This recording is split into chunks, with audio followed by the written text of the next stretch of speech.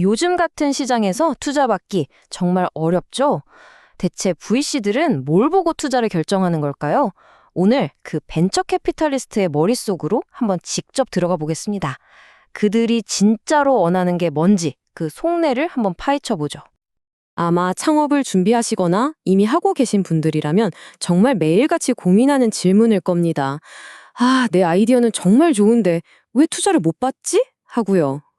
맞아요. 아이디어만으로는 절대 안 되는 시대거든요. 그럼 투자자들의 마음을 꿰뚫는 그 결정적인 한 방, 그게 대체 뭘까요? 그래서 저희가 답을 좀 찾아왔습니다.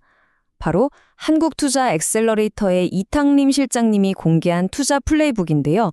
이분의 인사이트를 통해서 우리가 그동안 몰랐던 투자 유치의 비밀, 그 커튼 뒤를 살짝 한번 엿보려고 합니다. 준비되셨죠? 자, 그럼 본론으로 들어가서 투자자들이 진짜 원하는 게 뭘까요? 많은 분들이 기발한 아이디어라고 생각하시는데, 사실 그게 아닙니다. 그들은 아이디어 너머에 있는 성공을 예감하게 하는 아주 구체적인 신호들을 찾고 있어요. 여기 이 표를 한번 보세요. 이게 정말 핵심입니다. 창업가들은 보통 왼쪽에 있는 것들, 그러니까 우리 아이디어 정말 대단해요. 5년 뒤엔 이렇게 될 겁니다. 같은 뭐랄까 미래를 팔려고 하죠. 근데 투자자들은요? 완전히 반대요. 오른쪽에 있는 것들. 그러니까 그래서 지금 뭘 만들었는데요? 당장 6개월 동안 뭘 할 건데요? 같은 현재를 봅니다. 기억하세요. 투자자는 여러분의 꿈에 투자하는 게 아니에요. 여러분이 이미 만들어낸 아주 작은 현실? 그 증거에 투자하는 겁니다.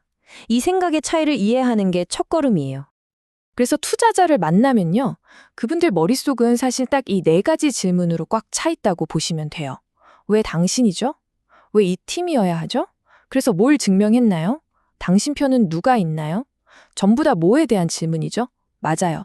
아이디어가 아니라 사람, 팀, 그리고 이미 만들어낸 초기 결과. 결국 투자는 여기에 하는 거거든요. 이 말이 정말 와닿지 않나요? 왜 이 사업을 시작했나요? 이게 바로 첫 질문이라는 거예요. 여기서 보는 건 사업 계획서가 아니라 바로 진정성입니다. 이 사람은 정말 이 문제를 풀기 위해 태어난 사람이구나. 이게 아니면 안 되는구나 하는 그 절실함, 그 운명 같은 연결고리. 투자자는 그걸 보고 싶은 겁니다.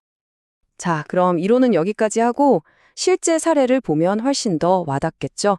지금부터는 이 원칙들이 실제 투자 케이스에서 어떻게 작동했는지 아주 흥미로운 이야기들을 한번 들여다보겠습니다. 첫 번째 회사는 모킹버드라는 교육 플랫폼이에요.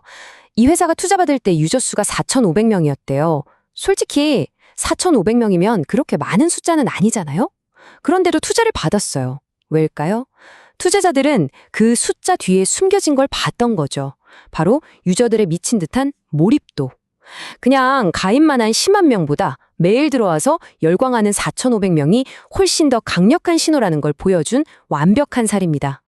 심지어 이런 말까지 합니다. 유저 댓글만 보고 투자를 결정하기도 한다고요. 게시판에 유저들이 막 이런 기능 만들어주세요. 제발요. 만들어주셔서 너무 감사해요. 이런 글을 올리는 걸 본 거예요. 이게 바로 죽어있는 숫자가 아니라 살아있는 고객의 목소리죠. 이게 바로 PMF, 즉 시장이 이 제품을 원한다는 가장 강력한 증거였던 겁니다. 자, 이번엔 좀 다른 케이스를 볼게요. 리터널이라는 회사인데요. 이 회사는 유저들의 열광적인 반응 이런 것보다는 다른 걸로 승부했어요. 바로 시대의 흐름, 거대한 메가 트렌드에 제대로 올라탔다는 거죠. 온라인 쇼핑이 늘면서 반품이 폭발적으로 증가하고 또 ESG다 뭐다 해서 순환 경제가 중요해졌잖아요. 리터널은 바로 이 2가지 거대한 파도 위에 서핑보드를 딱 올려놓은 겁니다. 마지막 세 번째 사례는 엑스플라이입니다. 이 회사의 키워드는 딱 하나예요. 바로 압도적인 실행력, 말이 필요 없는 결과로 보여주는 팀이 얼마나 무서운지 한번 보시죠. 자, 이 숫자 400, 이게 뭘까요? 이게 바로 엑스플라이가 투자받고 딱 한 달 반 만에 뚫어낸 오프라인 매장 수입니다. 한 달 반 만에 400개요. 이건 말이 안 되는 속도죠.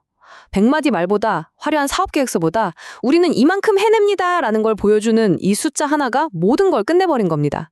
이게 바로 실행력의 힘이죠. 좋습니다. 지금까지는 팀, 시장, 실행력에 대해 봤다면 이제 가장 현실적인 문제, 바로 돈 이야기로 넘어가 볼게요. 수익화, 즉 그래서 돈은 어떻게 벌 건데? 라는 질문에 대해 투자자들은 아주 명확하고 논리적인 답을 듣고 싶어 합니다. 수익 모델은 복잡하게 생각할 거 없어요. 딱 두 가지로 나눠볼 수 있습니다. 첫째, 고객한테 기존에 없던 새로운 가치를 주거나 아니면 훨씬 싸게 주는 거죠. 둘째, 기술 같은 걸로 우리 내부 비용을 확 줄여서 경쟁자보다 훨씬 싸게 효율적으로 운영하는 겁니다. 여러분의 사업은 이 둘 중에 어디에 속하나요? 여기서 아주 재미있는 전략이 미끼 상품 전략, 즉 로스 리더인데요. 아까 봤던 리터널이 바로 이 전략을 씁니다. 반품 택배 수거는 거의 돈 안 받고 해줘요. 이게 미끼죠. 대신 그렇게 모은 물건들을 검수하고 다시 팔아서 훨씬 큰 돈을 버는 거예요. 그러니까 모든 서비스에서 다 돈을 벌려고 할 필요가 없다는 거죠. 똑똑한 전략입니다. 자, 지금까지는 좀 구체적인 전술에 대한 이야기였다면 이제는 창업가의 마음가짐, 즉 마인드셋에 대한 이야기를 해볼까 합니다. 사실 이게 제일 중요할 수도 있어요. 스타트업이라는 게 정말 한치 앞을 모르는 정글이잖아요. 그 혼돈 속에서 살아남는 아주 특별한 사고방식이 있습니다. 바로 이펙추에이션이라는 건데요. 말이 좀 어렵죠? 쉽게 설명해 드릴게요.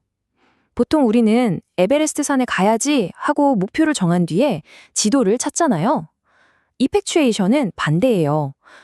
내 주머니에 나침반이랑 초코바가 있네? 이걸 가지고 어디까지 갈 수 있을까? 이렇게 시작하는 겁니다. 미래를 예측하는 게 아니라 내가 가진 걸로 미래를 만들어가는 거죠. 그 첫 번째 원칙이 바로 수중의 새, 내 손 안에 든 새가 중요하다는 뜻이에요. 아까 셰프 비유랑 똑같아요. 거창한 레시피 찾지 말고 일단 냉장고부터 열어보는 거예요. 내가 뭘 갖고 있지? 내가 뭘 잘 알지? 내가 누굴 알지? 여기서부터 모든 게 시작되는 겁니다. 두 번째 원칙은 감당 가능한 손실의 원칙. 이건 대박 나면 얼마 벌지를 생각하는 게 아니에요. 이거 하다가 망해도 내가 딱 이만큼만 잃으면 괜찮아 라는 선을 먼저 정하는 겁니다. 그러면요, 실패가 두렵지 않으니까 더 많이, 더 과감하게 시도해 볼 수 있겠죠. 결국 생존 확률이 확 올라가는 거예요. 그리고 마지막 세 번째, 레모네이드 원칙. 다들 아시는 그 속담 있죠? 인생이 너에게 신을 레몬을 주거든 그걸로 레모네이드를 만들어라. 바로 그겁니다. 사업하다 보면 진짜 별의별 일이 다 터지잖아요.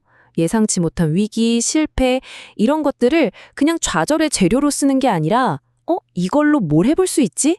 하고 새로운 기회로 바꿔버리는 유연함, 불확실성을 피하는 게 아니라 오히려 즐기는 경지에 이르는 거죠.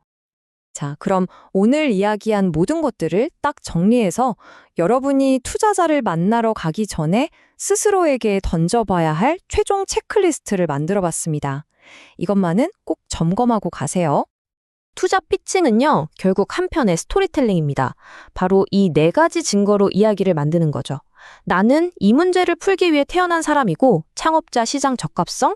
먼저 이 사람들부터 완전히 사로잡을 겁니다. 현실적인 초기 시장.